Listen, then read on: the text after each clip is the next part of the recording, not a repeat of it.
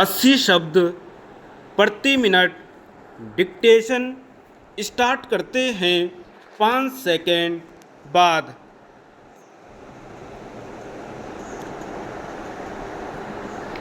माननीय उपसभापति जी, मैं देश के विभिन्न भागों में सूखे एवं बाढ़ से उत्पन्न हुई स्थिति पर माननीय वित्त मंत्री जी का ध्यान आकर्षित करने के लिए खड़ा हुआ हूँ।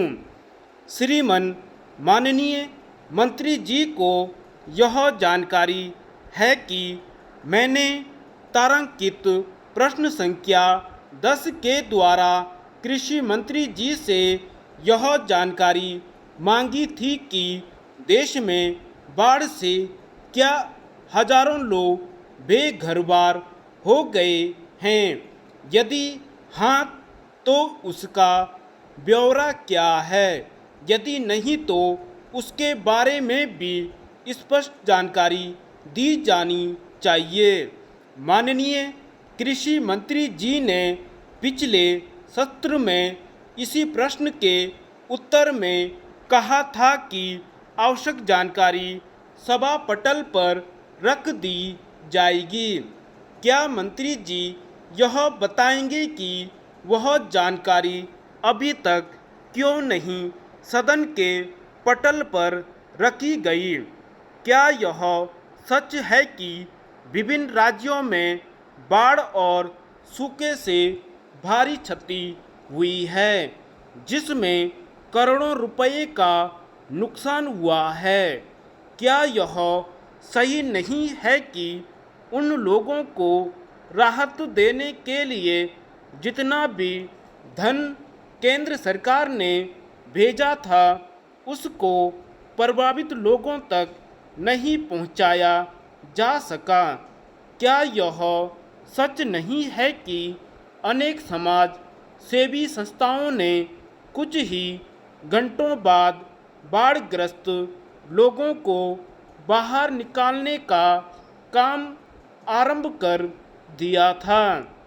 वित्त मंत्री महोदय ने कहा कि केंद्र से पर्याप्त धन व खाद्य सामग्री समय के भीतर पहुंचाई गई है, इसमें कोई संदेह नहीं है।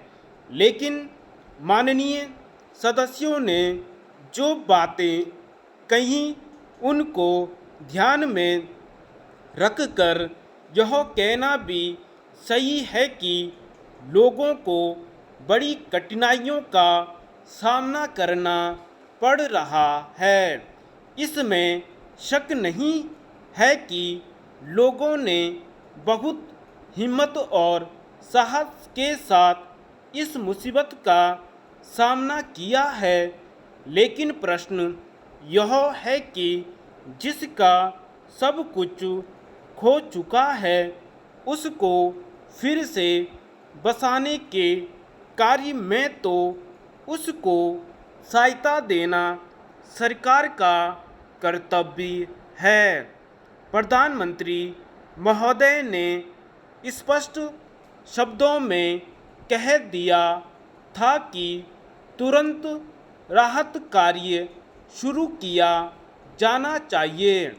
इसमें कोई शक नहीं कि राहत कार्य तुरंत शुरू किया गया, जैसा कि कई माननीय सदस्यों ने स्वीकार किया। बाढ़ग्रस्त इलाकों को देखने के लिए तुरंत प्रधानमंत्री महोदया, गृह राज्य मंत्री, वित्त उप मंत्री, रेल मंत्रालय में उप मंत्री तथा अनेक संसद सदस्य भी गए थे। पिछले 2 सत्रों में इसी सदन में बाढ़ और सूखे की समस्या पर अतारांकित प्रश्न के उत्तर में कृषि मंत्रालय में उप मंत्री ने यह बताया था कि बाढ़ की समस्या को हल करने के लिए एक योजना केंद्रीय स्तर पर बनाने के बारे में राज्यों की सरकारों से विचार विमर्श चल रहा है, लेकिन सूखे का जहाँ तक प्रश्न है वह तो वर्षा पर निर्भर करता है।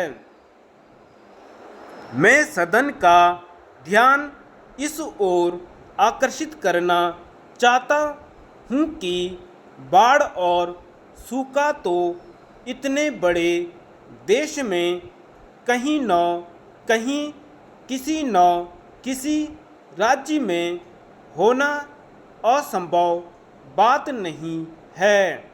प्राकृतिक विपत्तियां तो आती ही रहेंगी, लेकिन आज उनका सामना किस प्रकार से किया जा सके, इसका हल निकाला जाना चाहिए।